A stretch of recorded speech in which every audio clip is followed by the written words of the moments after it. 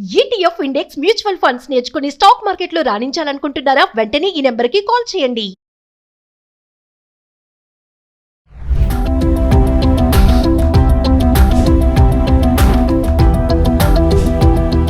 నమస్తే, welcome back to Suman TV. Present మనతో పాటు ఉన్నారు అనలిస్ట్ మందరి కృష్ణారెడ్డి గారు. నమస్తే సార్. నమస్తే అమ్మ. సార్, ఏపీ నెంబర్ ప్లేట్తో ఉన్న నెంబర్లు ఏవైతే ఉంటాయో అవి కనుక తెలంగాణలో తిరిగితే అలాంటి వాహనదారులకి మళ్ళీ కూడా ఏంటంటే రూల్స్ నియమాలు ఏమన్నా కనుక ఉల్లంఘిస్తే కనుక అప్రమత్తంగా ఉండాలి అని చెప్పేసి కొన్ని నోటీసులు అయితే రావడం జరుగుతుంది. వివరాల్లోకి వెళ్తే దీంట్లో రెండు విషయాలు ఉన్నాయి. ఒకటి ఏమిటంటే కంబైన్డ్ ఆంధ్రప్రదేశ్ తెలంగాణ రెండు కంబైన్డ్గా ఉన్నప్పుడు రిజిస్ట్రేషన్స్ అన్నీ ఏపీ పేరుతో, ఎందుకంటే ఆంధ్రప్రదేశ్ మాత్రమే రాష్ట్రం ఉంది కాబట్టి ఏపీ ముందుగా వచ్చే అక్షరాలతోటి రిజిస్ట్రేషన్ ప్లేట్లు అన్నీ ఉండేవి. తర్వాత తెలంగాణ ఏర్పడిన తర్వాత టీజీ అనే పేరుతో ముందర రావడం ప్రారంభమైంది. మనకు టీఎస్ తోటి ముందు వచ్చాయి, తర్వాత టీజీతో వచ్చాయి. ఇలా రెండు రకాలుగా వస్తుంది ప్రారంభమైంది. అయితే ముందుగా ఏపీ అనే పేరుతో ఉండే ప్రొడక్షనాలు 10 ఏళ్ల దాకా ఉమ్మడి రాజధాని ఉంది కాబట్టి 10 years దాకా దాన్ని డిస్టర్బ్ చేసే అవకాశాలు లేకపోయినాయి. 2014లో కొత్తగా మనకు తెలంగాణ ఏర్పడిన తర్వాత 2024 దాకా దాన్ని అలౌ చేశారు. 2024 తర్వాత యాక్చువల్గా అయితే ఏపీ అనే అక్షరాలు ఉండేటువంటి వాటిని మార్చుకొని తెలంగాణకు తీసుకురావాలి. అంటే ఈ లోపల ఏమైనా అంటే ఈ 10 ఏళ్ల లోపల 15 ఏళ్ళు పూర్తయిపోయిన వెహికల్స్, కార్లు అట్లాంటివి ఏవైతే ఉంటాయో వాటిని ఫిట్నెస్ సర్టిఫికేట్ మళ్ళీ తీసుకోవచ్చు. ఆ ఫిట్నెస్ తీసుకున్నప్పుడు ఏం చేశారంటే ఏపీకి మార్చుకోవడానికి అప్పటికి ఇంకా 10 years టైం పూర్తి కాలేదు కాబట్టి ఏపీతోటే కంటిన్యూ అయింది. ఇంకో 5 years ఎక్స్టెన్షన్ ఇచ్చేసారు అట్లా. కానీ ఇక ముందు రాబోయేటువంటి వాటిలో మాత్రం ఎక్స్టెన్షన్ సాధ్యం కాకపోవచ్చు. అంటే ఏపీ పేరుతో ఉండేటువంటి వెహికల్స్ ఏవైతే ఉన్నాయో, హైదరాబాద్లో ఉన్న వెహికల్స్ కానీ, తెలంగాణలో ఉన్న వెహికల్స్ కానీ, ప్రజెంట్గా ఉన్న వెహికల్స్ ఫర్దర్గా దాన్ని తెలంగాణలో ఉన్నటువంటి రిజిస్టర్ ఆఫీస్కి వెళ్ళి, అంటే మామూలుగా ఆర్టీఏ ఆఫీస్లోకి వెళ్ళి వాళ్ళు ఫిట్నెస్ చేయించుకునేటప్పుడు నెంబర్ కూడా దాంతో పాటుగా విధిగా మార్చుకుని కొత్త నెంబర్ తీసుకోవాల్సిన పరిస్థితులు వస్తాయనేది ఒక వాళ్ళు ప్రికాషనరీగా చెప్తున్నారు. రాబోయే మార్పులు ఇట్లా ఉంటాయి అనేది. కానీ ఇప్పటిదాకా ఏవైతే ఎక్స్టెన్షన్ అయినాయో ఆ డేట్ దాకా మాత్రం వాళ్ళకి ఏం ఇబ్బంది ఉండదు. ఆ డేట్ తర్వాత ఫిట్నెస్ డేట్ ఎత్తినప్పుడు మాత్రం ఆ మార్పులు వస్తాయి. పెద్ద వెహికల్స్లో ఎప్పుడైనా ఈ ప్రాబ్లం ఉంటుంది. పెద్ద వెహికల్స్లో ఏంటంటే ఆల్ ఇండియా పర్మిట్ ఉన్నట్టయితే వాళ్ళు నెంబర్తో సంబంధం లేదు, ఏ నెంబర్ ఉన్నా ఒకటి. కానీ ఒకే నెంబర్తో ఉన్నటువంటి బస్సులు కానీ వాహనాలు ఏవైనా సరే ఒకే నెంబర్తో ఏ 2 వాహనాలు ఉండడానికి వెళ్ళి ఒక నెంబర్తో ఒక వాహనమే ఉండాలి. ఇంకో 2 వాహనాలు 3 వాహనాలు ఒకే నెంబర్తో ఉండడం అనేది ఆల్ ఇండియా లెవెల్లో సాధ్యం కాదు.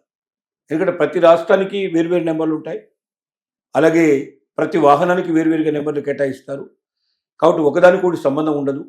ఎట్టి పరిస్థితుల్లో ఒక వాహనం నెంబర్ మరో వాహనానికి రిపీట్ అవ్వడానికి అవకాశం లేదు. అలా వాహనాలు ఒకే నెంబర్తో 4-5 వాహనాలు ఉండేటట్టయితే యాక్సిడెంట్ జరిగితే ఏ వాహనాన్ని పట్టుకుంటారు? రెండో దానికి సంబంధించినటువంటి ఏదైనా సరే రిజిస్ట్రేషన్ ప్రాసెస్లో కానీ వాటిలో కానీ ఒకే వాహనంతో ఎన్ని నెంబర్లు ఉండడం అనేది సాధ్యం కాదు.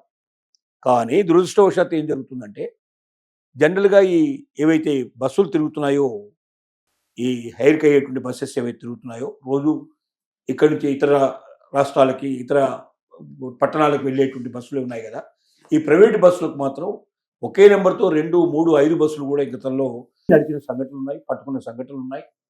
ఇప్పటికి కూడా కొన్ని వాహనాలు అట్లా తిరుగుతున్నాయనే అనుమానాలు కూడా ఉన్నాయి.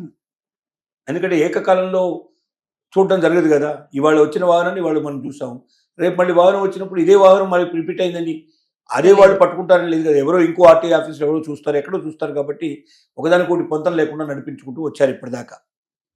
ఇక నుంచి అది సాధ్యం కాకపోవచ్చు అనేది మరొక ప్రికాషన్గా మనకు తెలుస్తోంది. మనకు ముఖ్యంగా జరిగింది ఏంటంటే, ఒకటి కర్నూలు దగ్గర జరిగిన అతిపెద్ద భయంకరమైన యాక్సిడెంట్, సుమారు 20 మంది దాంట్లో ప్రాణాలు వదిలిపెట్టడం జరిగింది. అలాగే మనకు చేవెళ్ళ దగ్గర జరిగిన ప్రమాదంలో కూడా ఎంతమంది ప్రాణాలు పోగొట్టుకున్నారో మనం చూసాం. ఈ రెండిట్లో ఆర్టీసీ బస్సులకు ఇక్కడ జరిగింది, అక్కడేమో ప్రైవేట్ బస్సులో జరిగింది. కాబట్టి ఇక పైన వాహనాలని ఎప్పటికప్పుడు తనిఖీ చేయాలి. కనీసం 2 వారాలకు ఒక్కసారైనా ప్రతి వాహనాన్ని చెక్ చేయాలి. ముఖ్యంగా ట్రాన్స్పోర్ట్ వెహికల్స్, తర్వాత ప్రైవేట్ క్యారేజ్ ఏవైతే ఉన్నాయో, క్యారేజ్గా ఒక ప్రాంతం నుంచి మరో ప్రాంతానికి ప్రయాణికులు చేర్చేటువంటివి ఏవైతే ఉన్నాయో, ఆర్టీసీ బస్సులు కాకపోవచ్చు కానీ ఇతరవి ఏవైతే ఉన్నాయో ప్రైవేట్ వాహనాలు ఉన్నాయో వాటిని మాత్రం ప్రతి 2 వారాలకు ఒకసారి కంపల్సరీగా చెక్ చేయాలి అనేది ఆలోచన తెలంగాణ గవర్నమెంట్ చేసింది. దానికి తగినటువంటి ఇన్స్ట్రక్షన్స్ కూడా ఇవ్వడం జరిగింది. ప్రతి 2 వారాలకు ఒకసారి ఆర్టీఏ అధికారి ఆ రకమైన స్థాయి ఉండే అధికారి తప్పనిసరిగా చెక్ చేయాలి. ఈ చెక్ చేసేటప్పుడు తీసుకోవాల్సిన జాగ్రత్తలు ఏంటంటే ఫిట్నెస్ పర్ఫెక్ట్గా ఉందా, దాని బ్రేకులు కానీ లేకపోతే దానికి సంబంధించినటువంటి మిగతా ఏవైతే ఉన్నాయో క్లచ్ కానీ మిగతా అన్ని కానీ ఎక్సలెంట్ కానీ కరెక్ట్గా ఉన్నాయా లేదా నెంబర్ 1. నెంబర్ 2 ఏంటంటే లోపల ఎమర్జెన్సీ డోర్స్ ఏవైతే ఉన్నాయో ఆ డోర్స్ ఓపెన్ కాకుండా మన జరిగినటువంటి కర్నూలులో మనం చూసిన సంఘటన కానీ మనకు కనబడింది, కర్నూలు సంఘటనలో స్పష్టంగా కనబడింది ఏంటి, అక్కడ కూడా సీట్ వేసిస్తారు, అక్కడ కూడా ఒక స్లీపర్కు ఎమర్జెన్సీ డోర్ దగ్గర వేసిస్తారు. అంటే అక్కడ నుంచి వెళ్ళడానికి వీలు లేకుండా చేశారు. మరి యాక్సిడెంట్ జరిగినప్పుడు వాళ్ళు ఎక్కడి నుంచి తప్పించుకోవడానికి వీలైపోయింది. కొంతమంది మాత్రం బ్యాక్ సైడ్లో ఉండేటువంటి అద్దాలు పలుకొట్టుకుని బయటకు వచ్చేసారు. ఫ్రంట్లో ఉండేవాళ్ళంతా కాడిది కూడా తెప్పారు. అంటే ఎమర్జెన్సీ ఉండే డోర్స్ ఉంటే ఆ డోర్స్ అన్ని కూడా ఓపెన్ అయితే డెఫినెట్గా ఎక్కువ మంది సేవ్ అయ్యే అవకాశాలు ఉండేవి, అందరూ కూడా బయటకు వచ్చే అవకాశాలు ఉండేవి అనేది ఒక ఆలోచన. కాబట్టి ఎమర్జెన్సీ డోర్స్ ఎక్కడైతే ఉన్నాయో ఆ డోర్స్ని ఎక్కడ కూడా అక్కడ సీట్లు ఉండడం కానీ లేకపోతే అక్కడ స్లీప్గా ఉండడం కానీ ఏమి ఉండకూడదు, ఓపెన్గా ఉండాలనేది ఒక కండిషన్. ఇలాగే ఇంకా దాంట్లోపల ఏదైనా సేఫ్టీ ఎక్విప్మెంట్ కానీ లేకపోతే ఫైర్ ఎక్విప్మెంట్ కానీ ఇట్లాంటివన్నీ కూడా పర్ఫెక్ట్గా ఉన్నాయా లేదా, ఏవైతే మెజర్స్ తీసుకోవాలో అవి తీసుకోవాలి. రెండోది వాహనాల లోపల ప్రయాణికుల వాహనాల్లో ఇప్పుడు కూడా లగేజీని వేరే రకమైన దాన్ని మనం వాడకూడదు. క్యారేజ్ కింద మనం పంపించడానికి దాంట్లో ట్రాన్స్పోర్ట్ కింద మనం వాడడానికి వీళ్ళే. కాబట్టి కొరియర్ లాగా దాన్ని వాడుతున్నారు చాలామంది, దాన్ని లగేజ్ వెహికల్ కింద వాడుతున్నారు. విపరీతంగా లారీల కొద్ది వెహికల్స్, ఒక లారీ సామాన్లన్నీ కూడా దాంట్లో పెట్టేసుకొని పైన మాత్రం ప్యాసింజర్స్ ఎక్కించేసుకుని పోతారు. ప్యాసింజర్ల మీద ఎంత సంపాదిస్తున్నారో అంతకు రెండింతలు వాళ్ళు దాని మీద సంపాదించే ప్రయత్నం చేస్తున్నారు. కానీ దీనివల్ల ఏమవుద్ది, వెయిట్ పెరుగుతుంది. రెండోది యాక్సిడెంట్ ఏమైనప్పుడు కింద ఉండే సామాన్లు అంటుకున్నట్టయితే పైన ఉండేటువంటి ప్రయాణికుల భద్రత లేని పరిస్థితి ఏర్పడుతుంది. ఇవన్నీ గతంలో మనకు జరిగిన యాక్సిడెంట్స్ అన్ని చూపించాయి మనకు.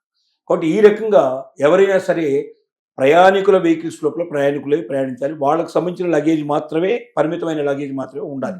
అంతకు మించి ఉన్నట్టయితే దాన్ని కూడా అలో చేయడానికి వెళ్ళలేదు. ఇలాంటి వాటిని ఎప్పటికప్పుడు తనిఖీలు చేసి ప్రతి ఒక్క మెజర్మెంట్ పర్ఫెక్ట్గా ఉందా లేదా చూసి వాటిని నిబంధనలకు ఏమాత్రం విరుద్ధంగా ఉన్నా కూడా పట్టుకోవాలి, వెంటనే బట్టి సీజ్ చేయాలి. ఇంతకుముందు ఏం చేసేవాళ్ళు అంటే ఫైన్ రాసి వదిలిపెట్టేసేవాళ్ళు. ఫైన్ కాదు, సీజ్ చేయండి.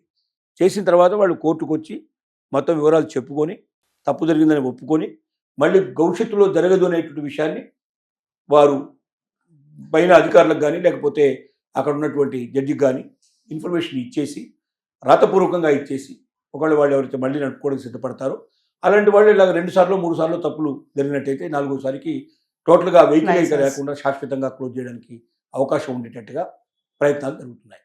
అంటే ఇప్పటిదాకా ఏదో వదిలిపెట్టినటువంటి చూసి చూడనట్టుగా వదిలిపెట్టినటువంటి డిపార్ట్మెంటు ఇప్పుడు ఖచ్చితంగా నిక్కచ్చిగా ఉండాలి. ప్రయాణికుల భద్రత మనకు ముఖ్యం. రోజు రోజుకు రోడ్డు యాక్సిడెంట్ లోపల లక్షలాది మంది మరణిస్తున్నారు.